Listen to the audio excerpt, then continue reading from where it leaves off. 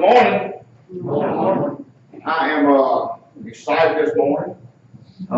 You should be excited, whether you know it or not. You have a reason to be excited. You ain't got to listen to me today. So that's the reason to be excited. Yeah, you're right. I think I can get you right all that. I just want to let y'all know something. I mean, it's to me this morning just been a blessing. It really has. Becky and I have both been struggling with some things lately. We've been struggling with some things at church. We've been struggling with things at home. And, you know, we got up this morning, we was in Calhoun, and it was 5 o'clock, and I wasn't very awake. We hit the road, we come home, and it seemed like the closer we got to the house, it was just, the Lord just started presenting a very beautiful day. And, you know, we got to the house, we got in, got ready to come to church, and we come out, and the breeze was just blowing, and it was just breathtaking, it really was. And I get into church this morning, it just seems like everybody just got a spring and step. I've noticed how a lot of people is just, they look fancy this morning. I like it. I mean, I just like it. I just, you know, I mean, I look around, I see people that, for whatever reason, it seems like the Lord just wants you to just maybe just do a little extra this morning.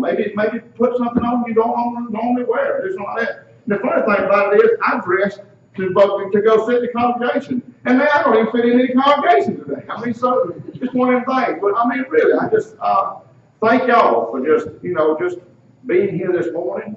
And we've got a wonderful thing that we're going to talk about this morning. We're going to talk about a certain individual that had a lot of us asking a lot of questions. Because not too long, Mr. Britt, he come to church, and he talked to me, and he says, I'm going on a mission field, on a mission trip, and he says, I'm not asking the church for a dime, I just want your prayers. And he said, if you want to do something, that's fine, if not, fine. So the church come together, Lord blessed us, we was able to get Britt some money. Britt took off with the money when he seen it. No, I ain't heard that thing. No, Britt is gone. Just gone. Every once in a while you get a little text from Britt. I'm doing fine. See y'all later. You know, and that's what I get. But the Lord has blessed him. He's blessing us with him being here this morning. And before you get up here, I told you I was going to ask you some things or tell you some things that you need to let these folks know. One thing is what got all this started. The next thing is, after it got started, you know, even through the part, just start where you come to the church, and then just let us know what happened to you from that moment until you got back here, and what's been going on in your life since you got back here. And I'm looking forward to it. I want to hear it. He's got some pictures and stuff he's going to show us, but for the most part, I'm just looking forward to hear what the Lord's doing in a young man's life. And it's something that I think all of us, if we will just sit here this morning, just listen to what Mr. Britt's got to say, I think all of us will be blessed in it. So, Britt, if you will, come in.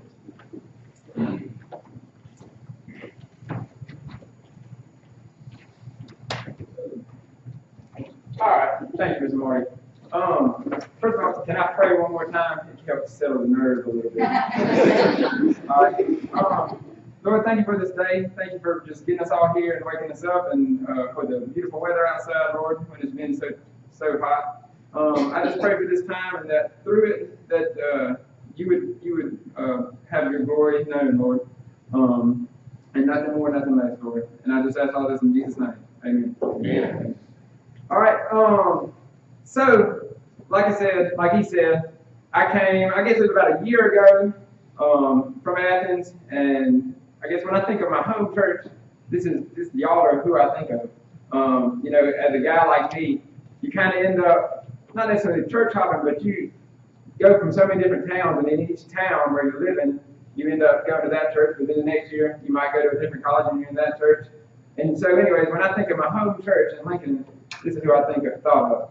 So, about a year ago, this is where I came and was asking for y'all's help, because what I did is set the stage a little bit. I graduated last May, so a little over a year ago, and basically I graduated and I just thought, okay, what am I supposed to do with my life now?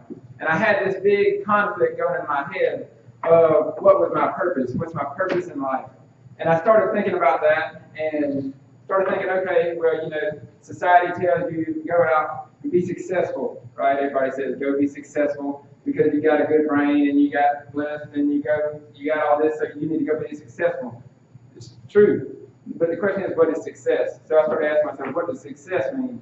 And it started registering all these things about success and what America's telling me to do and what all, it's kind of different than what God was telling me.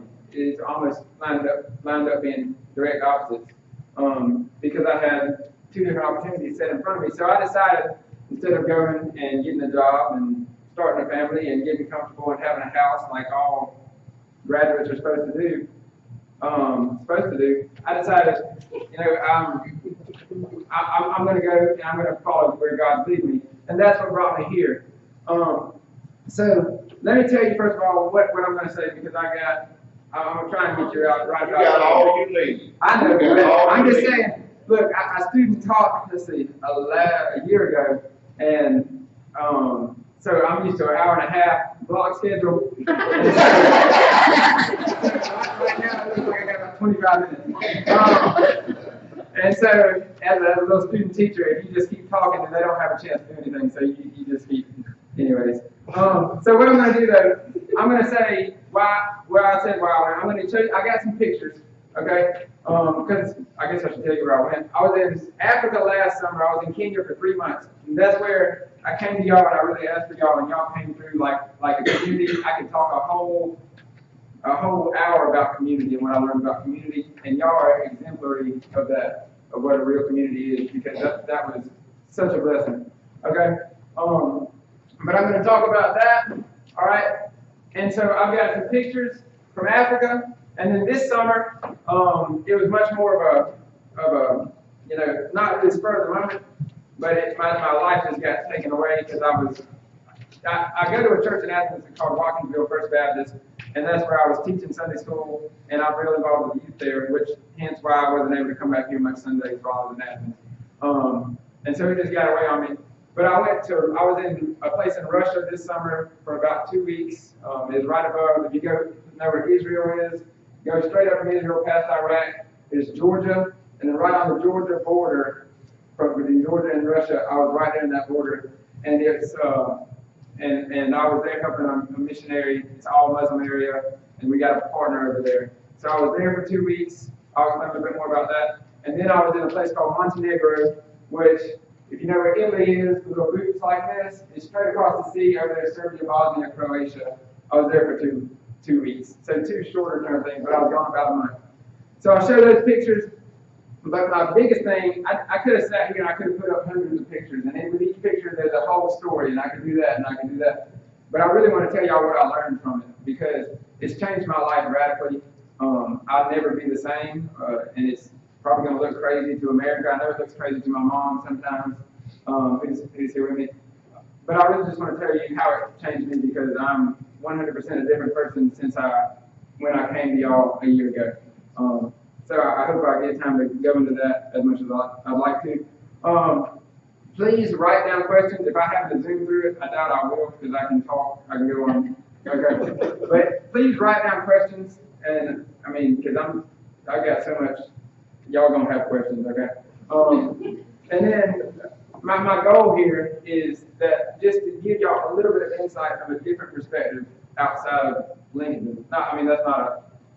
I just know just open up your eyes just a little bit to just a different perspective on the world. So, all right, so we'll go and we'll put up a couple of pictures, and it'll show you kind of what I did while I was gone. Also, I know a lot of you know, but if you go friend me, Britt Smallwood on Facebook, there's a million pictures of y'all just want to go stalk somebody on Facebook. But basically, for a month. I was in Nairobi, Kenya. Okay, that's East Africa. They speak Swahili there. All right, I thought about opening up in Swahili, but I didn't want to be speaking in tongues. So I decided not to. But for the first month, we did a camp, okay? And the camp is for, what you can see, they look very westernized kids. It's for pretty much the rich kids of Nairobi, the ones that can afford it. Because Nairobi is the big city over there. It's a big international hub. Now, there's still no interest, like the roads it's lawless as far as the roads go. There's no such thing as a double line. You can do whatever you want. But these are the kids that can afford it, so it's not what you think about when you think of Africa. These are the ones that can afford to go to camp. But each week, we had different things, a very Americanized camp. We did fun games, whatever. These boys in the bottom right, their parents are missionaries, so they are just they are 150 genuine African kids, but not what you think of. So that's what we did the first week. And now the cool thing about this, I got to make sure I don't forget any of this because there's some major God stuff that happened. And each week, I think I did 4 weeks of camp because I was there a month. And every single week, every single one of my cabins, it went from Monday to Sunday, and then Sunday afternoon, new people came in, so it was nonstop. Every single week, there was at least one person who had lost a dad, had lost a father. For those of y'all, most of you know, but I lost my dad about over 3 years ago. And so it was just crazy how God designed that. It was like every one of them, Noah, Arnold, and then Micah in the bottom. And so it was just crazy for no other reason how God designed that. And I was able to just talk to him, show him how I get through it and how God's been showing in my life. But you can go to the next one. All right. So that was for a month. We did camp. And then, this is still camp. We did other parts. You can see we did games and stuff like that. We did reenactments of the crucifixion because a lot of them didn't have a clue. A lot of the kids, over in Kenya, it's about 1/3 Christian, 1/3 Muslim, and 1/3 Hindu over in Kenya. So they don't know. And then we did I taught archery and some country stuff, survival stuff that was easy and fun. So, anyways, that's camp. You can go to the next one. All right. And then for the last 2 months, we traveled around to different villages, and this is where my eyes were open, and this is where, you think of a traditional mission trip, and you go and you see the people with no shoes, and that's not what I want you to focus on. You can go and you can look on Google and Discovery, and you can see the tribes and stuff like that. That's not what I want you to get something else out of this, because with school like this, once again, the girl in the orange shirt named Ruth. Her dad had just died the month before I got there. Her dad got drunk, fell over, his cigarette started a fire, and he burned up alive in the fire that he started. And he was just so drunk that he just died, couldn't do anything. So talking to her was just unreal. This was cool. These little kids on the bottom left hadn't seen white people in their life. Nobody had been there. And so it was crazy because the little ones thought we were ghosts. And so they would run away. They were scared. Okay? But I was walking, and then all of a sudden I'd feel something like pinch my leg, and I look back and nothing would be there. And I would walk, and I'd feel something pinch my leg, and nothing would be there. But what's cool is like the Africans, they have no leg hair or arm hair at all, completely smooth. And so they had never seen leg hair or arm hair at all. So that's what they're doing with they're looking at her arm hair right here in the bottom leg. Just some cultural things, okay? Now, these things right here, this is a little school, okay? So you can put sad music to this, and you'll start feeling sad because, this guy's got a shoe and a flip-flop. This girl has one shoe and nothing, and this guy has mixed. But these little kids, they're so joyful, okay? They are running around, and so it makes you feel that when you get over there, their community, their sense of community, it defies all misfortune, okay? And so I could talk a lot more about their school. We went out there, and I just learned how to do a backflip when I got over there. It's crazy, like senior college, my goal, and so I learned how to do a backflip. We all did flips. It's crazy. It's fun. It's little kids. And then this up here, all right, there's a slum in Africa called Kibera. Okay, the biggest slum in all of Africa. It's massive. You can see it on Google Earth. I should have put a Google Earth picture up there. But that was life-changing going to the slum. Okay, and just seeing the houses that were about this big and a woman in there raising 5 kids, and it was just literally nothing. And so that's heartbreaking because she would have a husband who's looking out for her, and as soon as she gets pregnant, the guy just leaves. And that's prevalent among all throughout, mainly in the slums. This is a little picture I took of a little boy right there. And but once again, the kids, that's what they grow up in. So the joy among them, that's what just transcended, just seeing joy. And so I started thinking about this joy. Where does the joy come from? And I'll tie all this together, but I just want to kind of explain some of these pictures, and then I'll explain the major themes. And so that was crazy. The slums are just, I wish everybody could just experience that. I came home the other day and I smelled, or not necessarily home, I was somewhere, and I smelled this smell, and I was like, I flashed back to Africa, the slums immediately, and I found out that somebody was burning feces somewhere, and that's what my mind thought of, because that's what you can't really tell what it is. It's just a unique smell. It's not like you smell, oh, that's, but, and so that's what it was, because they have no way to get rid of any type of waste. So it's really horrible. Like, they'll somebody will use the restroom, they'll put it in a paper bag and just, they don't have anything to do with it, so they'll just take it and launch it. And it's, I mean, it sounds kind of funny, but it's horrible. And it'll just land somebody else's, and they're like, it's out of my yard, it's not my problem anymore. And so, just radical, crazy stuff like that. And then lastly, on the right, just the relation to the guy on the right, his name is Jackson. That's his name he gave himself. Over there, if you're born into a Christian family, you give yourself a Christian name. It's really just more of a white American name, but that's what they associate with Christians or white people. It's just a flawed concept that has gotten taken over there. But anyway, his name is Jackson because he liked to listen to Michael Jackson music when he was a young kid. So but he hikes 14 miles 3 times a week. That's his job. I think he gets paid $1 per hike. And so he's whatever 14 times 3, 42 miles a week, and that's just what he does. And so it's cool. Just their stories are tremendous. Okay. And all this impacted me, and the whole time my head's just turning and saying, okay, Lord, what am I supposed to do with this? How does this apply to me? How does this affect my life? But you can go on to the next one. I was going to say, did you make any Bulldog fans over there wearing the Georgia shirt? Oh, man. Look, they all thought I was from Georgia, that right above, right. They said, where are you from? And I said, I'm from Georgia. And they just looked puzzled because they're like, you don't have that accent. And then, because I say I'm from America, and then it all makes sense. Okay, and now real quick, this is this summer, okay, which was awesome. And by the grace of God, with money, I'm able to set aside, and I had enough left over from how y'all helped me last year, and then I raised more this year. So indirectly, y'all actually helped me go to this as well. I went to Montenegro, like I said, it was across the Adriatic Sea from Italy, Serbia, Bosnia, Croatia area. And real quick, I'll just tell you, we worked with people there named the Roma. All right, now let me tell you their story just a little bit because it's interesting.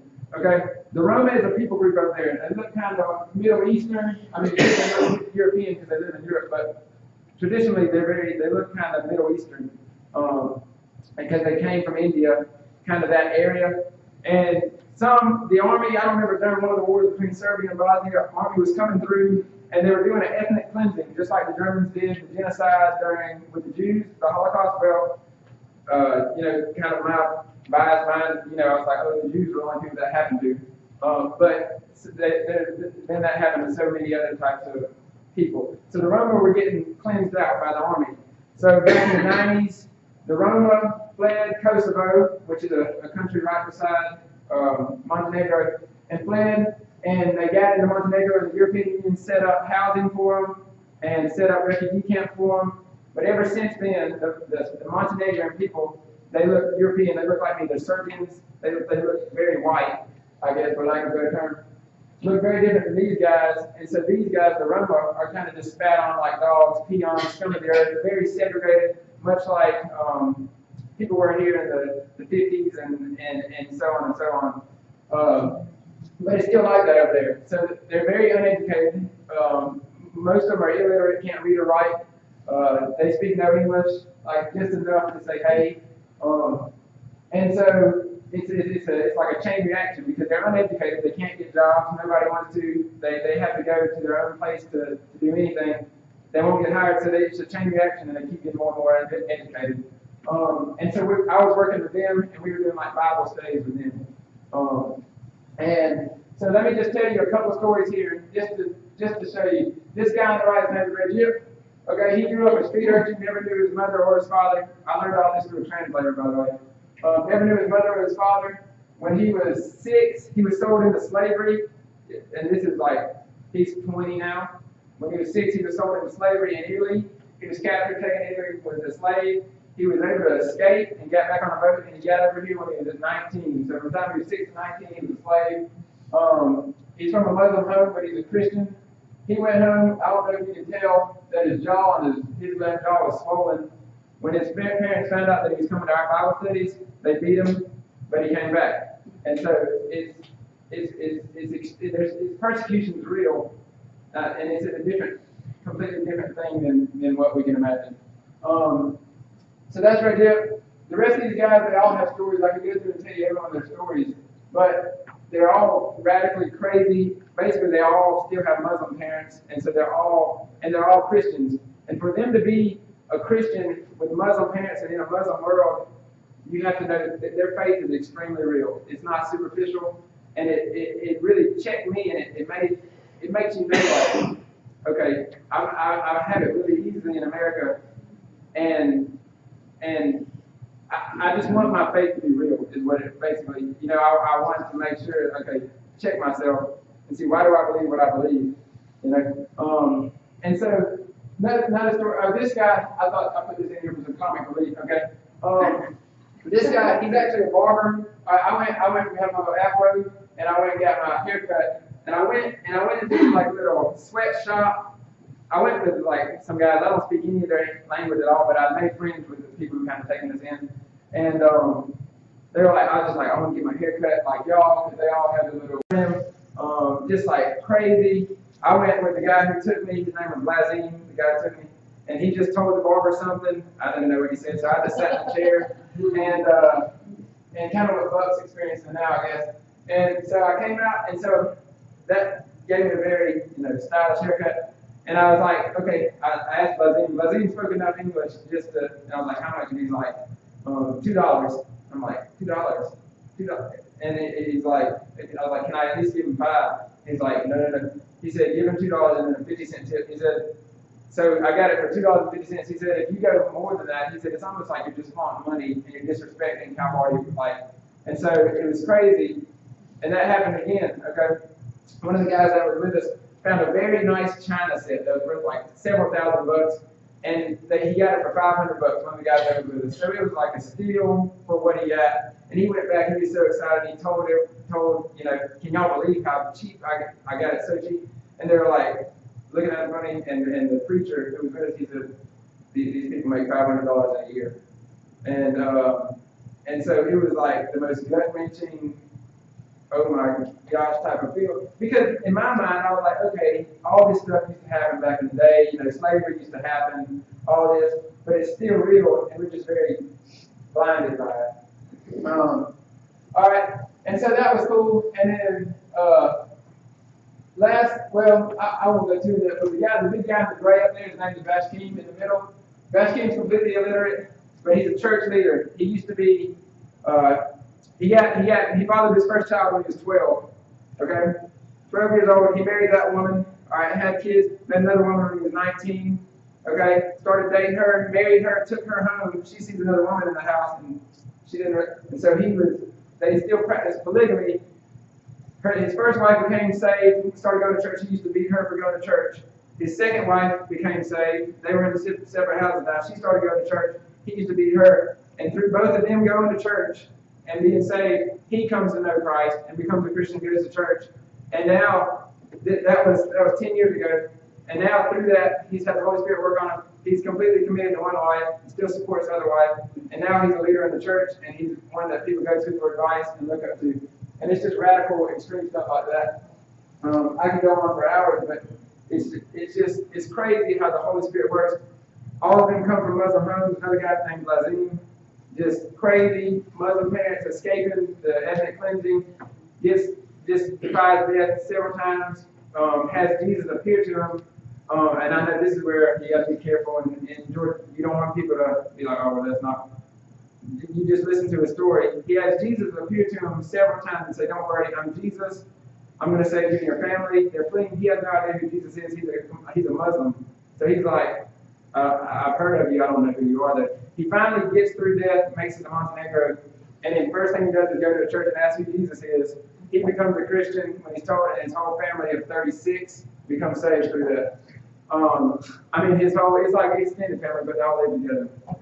just crazy radical stuff. You can go to the next one. All right, Russia. This was just not as much story here. We have a missionary partner over there. It's an all Muslim area. The missionary partner, we went as tourists to take him supplies and to really support them because they're one Christian family living amongst it. And so all Muslims, so they're very wearing, very tired, very just worn out. And so it was mainly a support mission, much like I think it was Timothy and I can't remember, went and supported Paul. I can't remember exactly who it was. And so that's what we went as, was supporting. All right, these guys, cool, awesome. I learned enough Russian and enough service to be able to have conversation just to make people laugh and know that I was American and I was butchering their language completely. But it was able to make friends, and so it was cool.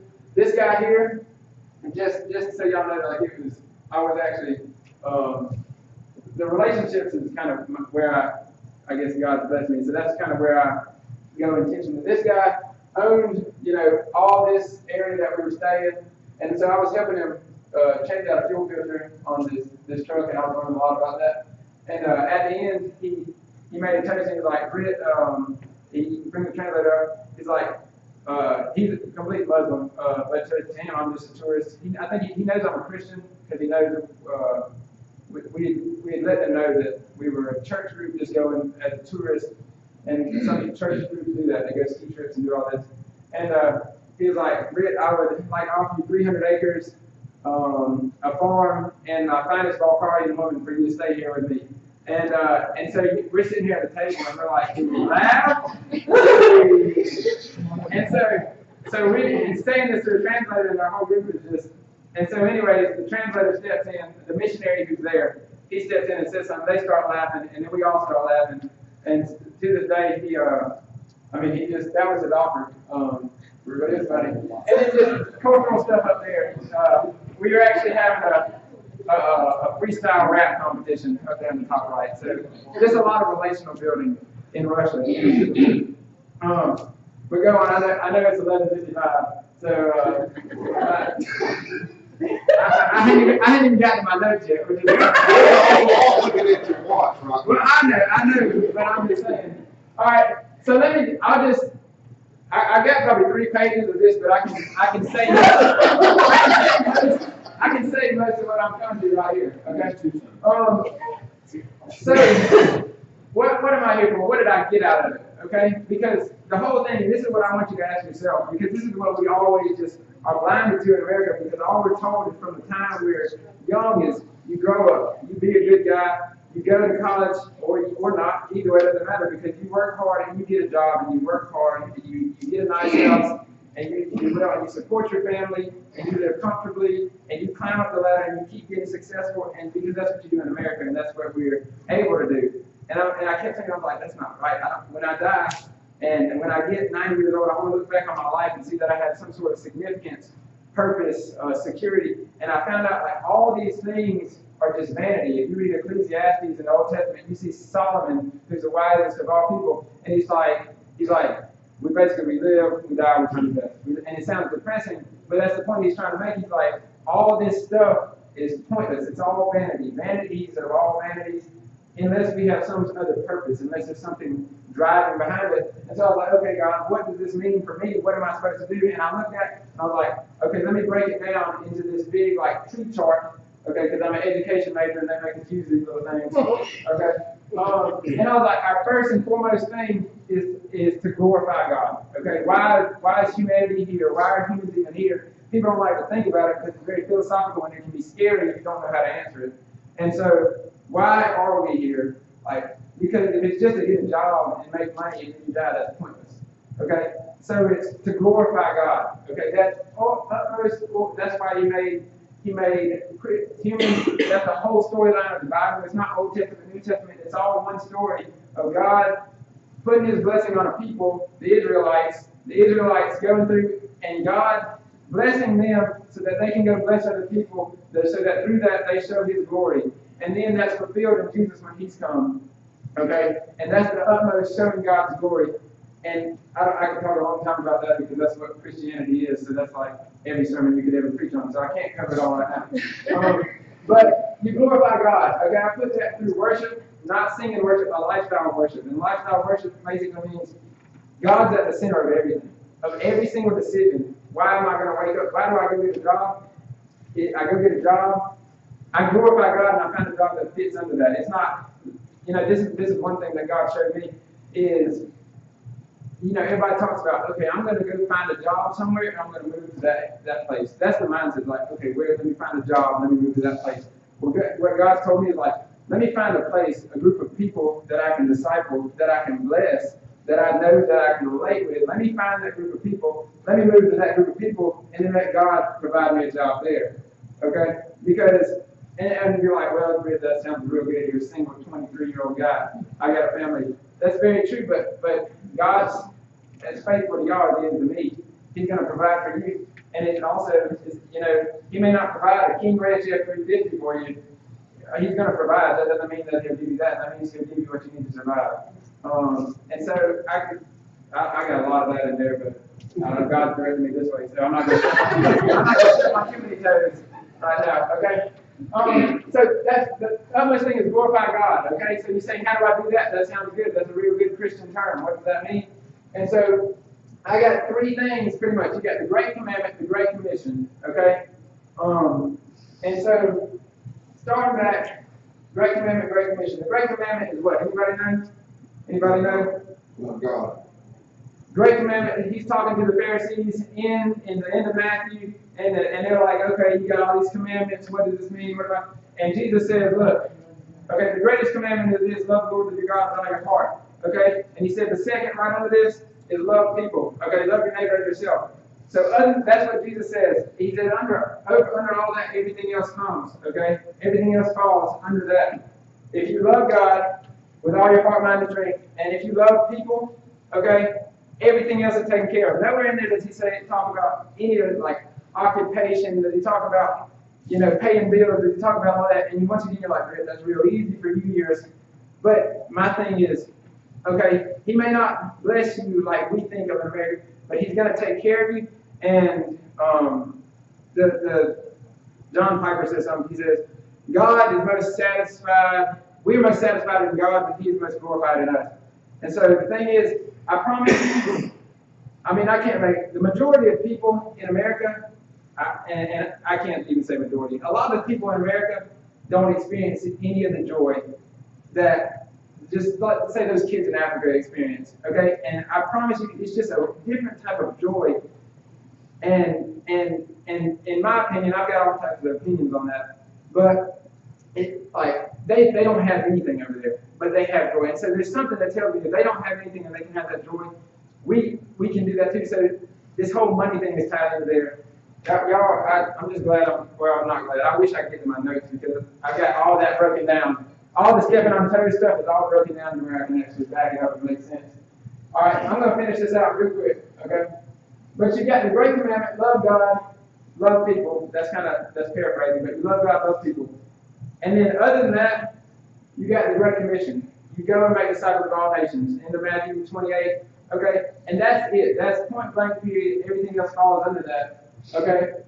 And that's our purpose. So you have to ask yourself, okay, how does a job, how does where I live, how does what I wake up and do, how does all this fit into that? Okay? And that's what I've been asking myself. And I found like on the tree of my purpose, of my life's purpose, you got glorify God, make disciples, Great Commission, Great Commandment. And I found out like all of that stuff that America simply like don't be successful, have significance. You got to make sure you're comfortable enough to provide for a family, and you got enough stability so when I get a wife that I can provide for her and all this pressure. And I found out like all that falls down here on our purpose chart. And I really just hope, if nothing else, I hope when you leave here, you just ask yourself what your purpose is. Like, just say, God, what is my purpose? And think. Don't be scared to think philosophically. Like, think deep. Don't just say, well, my purpose is to glorify God, and that makes sense, and let me get back to, wherever I'm cooking for lunch and all the other people. And then, anyway, I kind of hit on the rest of this, but I just contrasting America and the Bible, but really just human nature in the Bible on what definition of success, purpose, significance, comfort. And then, lastly, and this is how I'll close. You know, what does it mean to follow Jesus? Okay, I could go into a long time, but I'll leave you with this story and from Luke 9, and he said, and it's Jesus when he's about to start, and he said, talks to three guys, and he basically tells one guy, he's like, don't go bury your father, okay, and he tells the other guy, I got my notes in here, don't say goodbye to your wife, and he tells the other guy, where is it? Oh yeah, don't say goodbye to your family, let the dead bury the dead. And he basically says, look, the Son of Man has no place to lay his head. And he says, basically, you're going to be homeless. And so what I'm saying, and this is, I know this sounds like a rough way to end the sermon, okay, but I'm going to wrap it up. I'm just saying, following Jesus, a lot of times we cling to our John 3:16 and say, you know, whoever believes in it, and we leave it like that. But the Bible is a whole lot deeper than one verse. Okay? One verse. Why do we have the rest of this? And I'm just saying, to follow Jesus means a lot more than we believe sometimes. And it takes a lot more of a radical commitment, a lot more of a faith than we often believe. And I just want you to ask yourself, you know, just talk to God about this. Don't talk to me. I'll just tell you how he's been convicting me. But he puts all those things in there for a reason. And if you do a study, just study Luke 9 and why he says that, because that sounds crazy. It almost sounds like he's trying to convince us not to be Christians when he says that. You know, and of course you got to take it into context. But that's basically what I've been saying. I successfully, just like I did in student teaching, I haven't looked at my notes a single time and hadn't gotten to them. Okay, but that's where God led me, and that's what I got to say. So I don't know if you want to come up and. Hey, they don't want us nothing I got to say right now. I mean, I don't know where to go from here. I'm not successfully. I don't know. There's so many things I could say, but. You can come by next Sunday and finish up. Brother. Britt, before you sit down, do you think how far up on the scale of relationship is seriousness in your walk? I mean, that's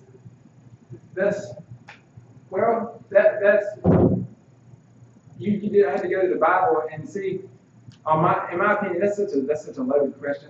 Sure. Because, well, I mean, it's complete radical devotion, sold out radical devotion to me, because I've seen when it actually, you know, it shouldn't have to cost us anything, but if we aren't willing to let it cost us something, then it's not much of a relationship. Because to us, most of us, we're so blessed in America, and that's one thing that I've really been a real big, you know, ever since, and I'm not going to start preaching heavily, but basically this is what it falls down to. Okay? In Genesis 22, from the very beginning, God blesses Abraham. Just like a lot of stories, you know. Why does God bless Abraham? He solely blesses Abraham. He says, go be a blessing so that I may be glorified. So that tells me I'm blessed tremendously. Most of us, all of us are blessed so much with certain things in America. And why is that? Solely to go bless other people, solely to be a blessing. And just like again in Ecclesiastes, it says, what do you have that has not been given to you? And you say, well, I worked hard for this money to get my truck. Well, like he gave you the skills to get the money. He gave you the skills to get. And so you start doing that and you figure out there's not a single thing that we're blessed with, no matter how hard we work for it. Work is a different thing. Hard work is guaranteed. But what did he give us that we're not blessed with, that he didn't give us? And so what do I do with that? So that's what I've been asking myself. What do you do with your blessings? And the only reason we're blessed, is to enjoy God, to enjoy the blessings He's given you, to enjoy creation, but to go bless other people. And so my thing for how serious a relationship is, if you aren't willing to give up everything, if you don't feel like you could do that, if it came down to push come to shove, you know, because that's ultimately, we find security and comfort in our stuff, in our money. We find I can take care of myself with money, and we're very independent and very self-sufficient over here, which is the furthest thing from God that we can get. When we can start becoming self-sufficient, which is what money does to us, that pulls us away from God because we don't have to rely on Him. And it pulls us away from community, because when you don't have money, that's when you don't need a community, because you can stay by yourself and you can survive, you can take care of yourself, you can buy your way out of things. And that's why over in Africa and over there, their community is so tight. I was walking down the road. He said, look, you can walk 100 miles radius, 100 miles. I was in Kalenjin land. It's a tribe over there in East Africa. And he said, and every one of the Kalenjin people right here knows that you are here and you're our guest, and they'll die for you. He said, because that's our community. because we stick together because we don't have anything, we don't have money. Anyways, that's another rant, but, community is, I don't know, that's a loaded question, I can talk a long time, what I think about that. Does anybody else have anything they'd like to ask Britt? Anybody? Let's give him a hand.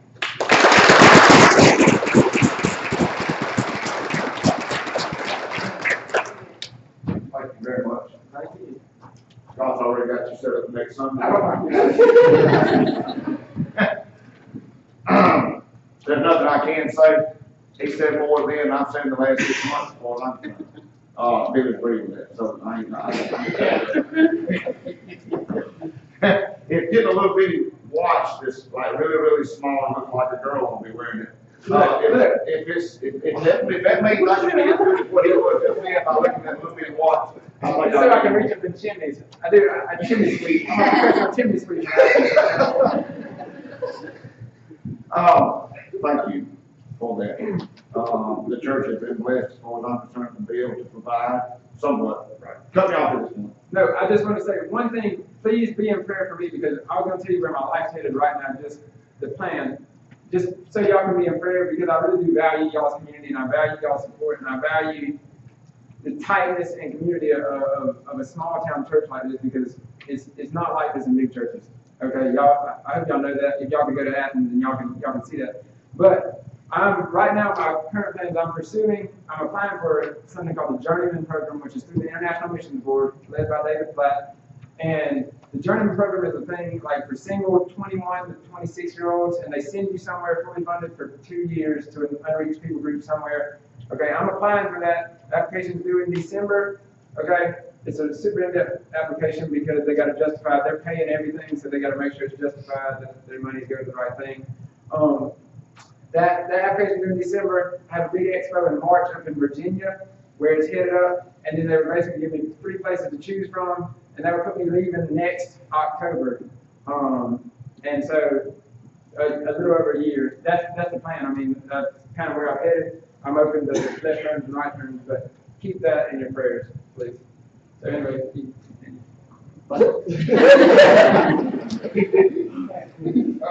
I don't know, Steve, has he got that preacher intellect too, or is he just, I don't know, it's hard to pick him up right now. I mean, like I said, another thing is like, this church has been blessed by being able to provide for Britt. And, what he said this morning stepped on my toes just as much as it should have everybody's. And I appreciate him bringing it. And I appreciate what you're doing for the Lord. And I know that, you're going to face some tough times, and just know that there's folks here that love you. And, and be praying for this church. When you talk about how important it is over there, that community is so strong, and they have nothing.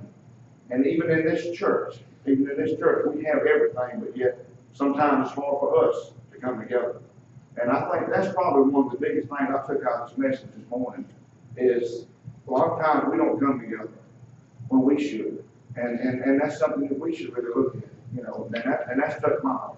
It really has. You've got families of all different backgrounds and fathers and everything else. You've got people of not the same bloodlines coming together in a community where they have nothing.